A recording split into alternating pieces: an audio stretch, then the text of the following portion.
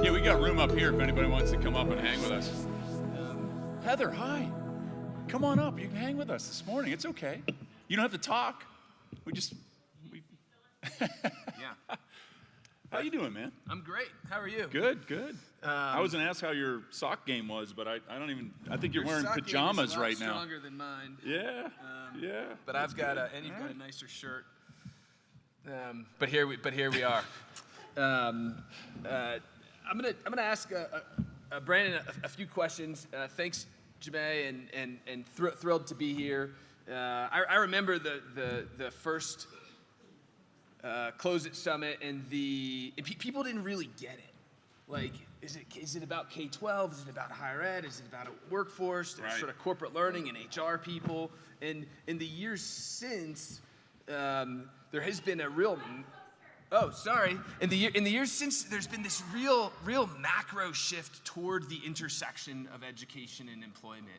A shift away from, in the education context, proxies, third grade reading, eighth grade algebra, high school graduation, even college completion, toward the translation of educational experiences into opportunity, economic opportunity, into jobs. And you just had a really neat piece. If you didn't read it, it was in Scientific American, which is pretty fancy.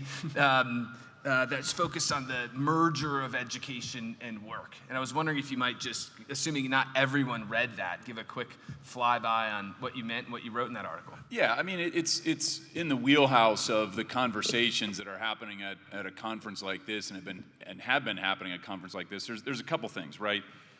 I think it's appropriate to talk about this as what should be a merger of education and work. And I mean that in both literal and figurative sense, right? If you look at some of the big movements that are happening right now, it's about how educational providers of all shapes and sizes, right, from K-12 through higher ed, are trying to figure out how to make education more work relevant. And on the employer side of things, there are just so many different factors that are forcing them to a natural conclusion that they actually don't have a choice around this, in my opinion, that they have to become learning organizations. They have to become education organizations.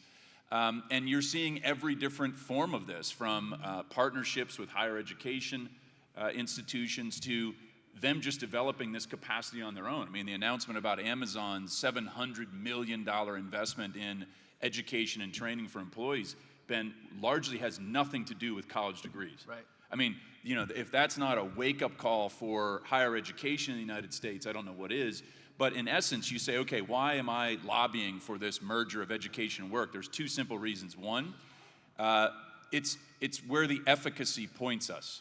So if you say, Brandon, what makes for a successful graduate, a successful educational experience? It's really simple.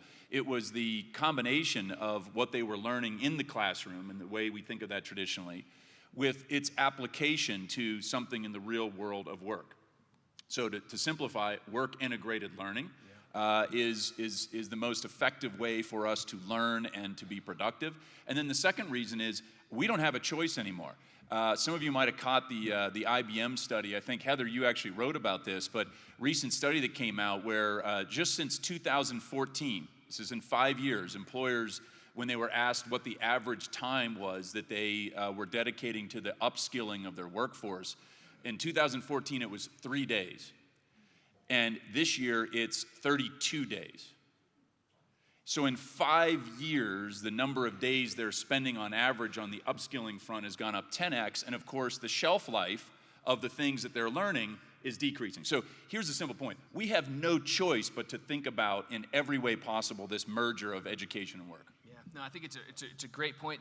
There's an interesting McKinsey study that came out in the last year that focused on the sort of like murky middle of jobs that are transforming, right? So we tend to think a lot about the truck drivers that are being automated out of existence, right? Or the demand for coders and computer scientists. But what we forget are the ways in which the job of an insurance adjuster is changing as a result of the implementation of new technology. And the McKinsey statistic, which is global, is that 60% of jobs are going to change 30%. right? Like that's what's driving the shift in this massive investment we're seeing in not just reskilling and upskilling, but ensuring that people are equipped with the tools and the digital literacy to navigate this new world of work. There's another shift that you've been writing a bunch about. You've called it Go Pro Early. You're a former college athlete. What do you mean by go? Not pro one that early? would have gone pro though. I was Cross involved country? in. Yeah, no one cares about cross country, but Do cross country. would have been neat to be Would've pro been in neat. cross country. Yeah, that Somebody would be just awesome. they just did the mile. Sub the 2 hour marathon. marathon. I mean, I mean that's unbelievable. Easily the greatest human athletic feat of the 21st century, in my opinion. Yeah. Yeah. Okay. At Yeah. least a couple agreements for that. He did have people running in like Well, a V formation in front of him with a laser beam doing. I get it, but I could probably do it in 2 hours. A human with all being of that still help. ran a marathon in Yeah. under 2 hours. I don't care what other things were. Yeah, no, part of it, that's pretty Because good. I guarantee you and I would have that, and we wouldn't make it in under 2 hours. We wouldn't make it in under 2 hours. You're not going to. Maybe not you're even not going to do 4. a plug for your protein squeezer company. No, Today not was going to do plugging that. jewelry, so I feel Yeah, like. no, I'm not going to do that. So Yeah, talk I about mean, this, GoPro early. talk about major shifts that I see happening, and in the not too distant future, one of the studies that we led at University Partners, the division that I run at Kaplan, was a study of parents of K through 12th graders, and then we also just did, just in the last month, a follow-up of high school students, and we asked them about different models of how they might do higher education, right? Here's one important point. Parents and high school students still value higher education. They still value a college degree. But when we asked them about a number of different kinds of routes through which they could accomplish a college degree, one of the things that tested off the charts in their interest at both the parent level and the student level is the idea of getting recruited directly out of high school into a full-time job where that employer offers college as part of the package. And this, by the way, is not necessarily a new model. I see Andrea, who's going to come up here soon. Like we've obviously built a powerful model in the United States of how we help adult learners who are working full-time go through college. Like this is not new. What we're talking about though here is its application for traditional age students who are in that 18 to 22-year-old category. Here's the interesting stats. 74% of all parents would be interested in that model for their son or daughter, and 56% of all high school students, if they were given that kind of opportunity, would consider it. So this is not the kind of thing where if you crack the door open, a few people might walk through it. This is something where if we crack that door open, it will literally be a flood of interest. And here's the fascinating point about it. You say, well, who's really interested in this? This isn't your classic vo-tech pathway that we're talking about, which has also been an obviously apparent way for this to happen.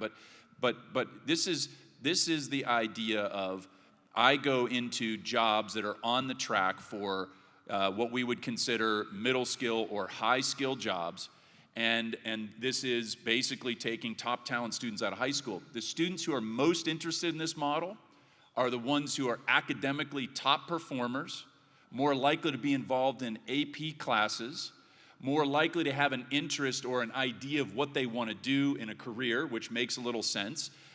They're essentially the eager beavers who are ready to get at it.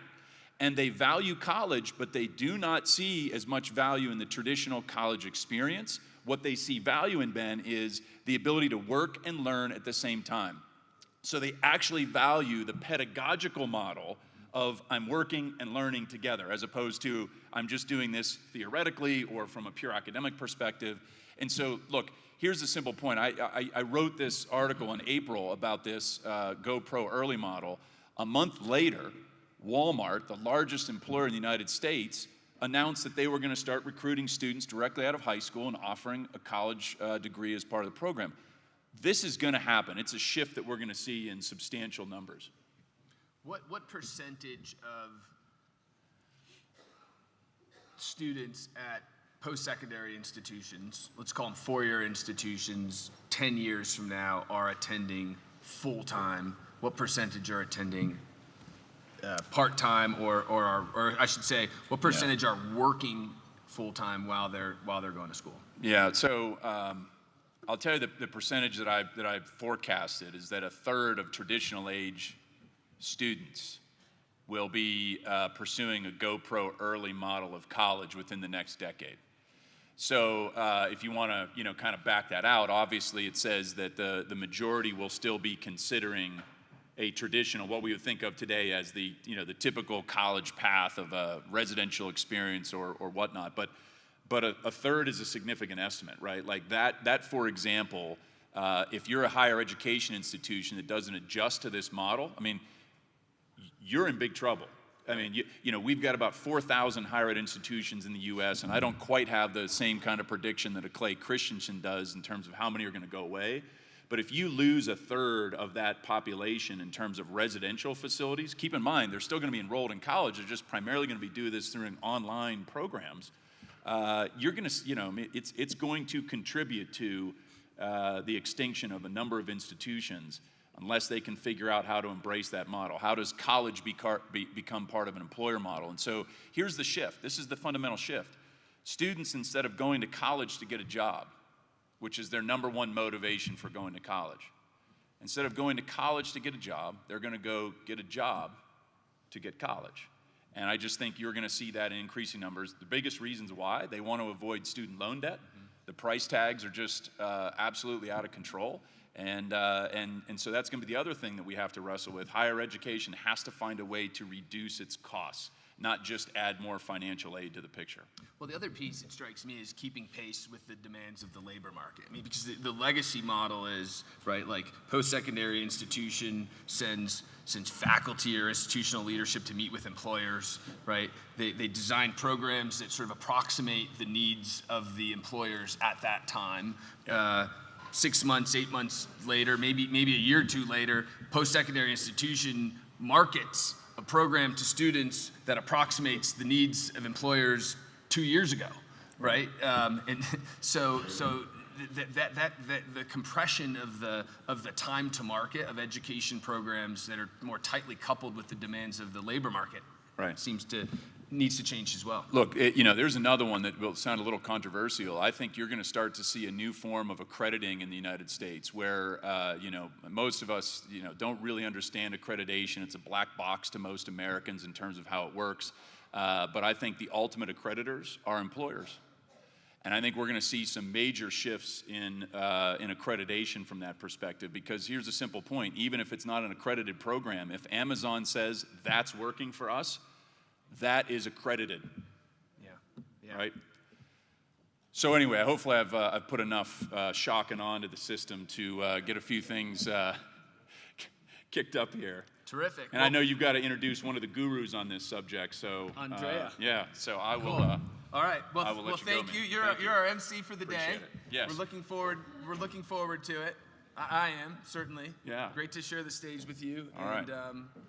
Breakfast with Ben and Brandon. Hey, I gotta say, you guys have got to do a talk show. You guys rock. Great.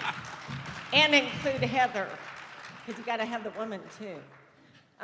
Both of these guys have been such good friends of Innovate Educate for a decade, and I'm really grateful, so thank you. Thank you.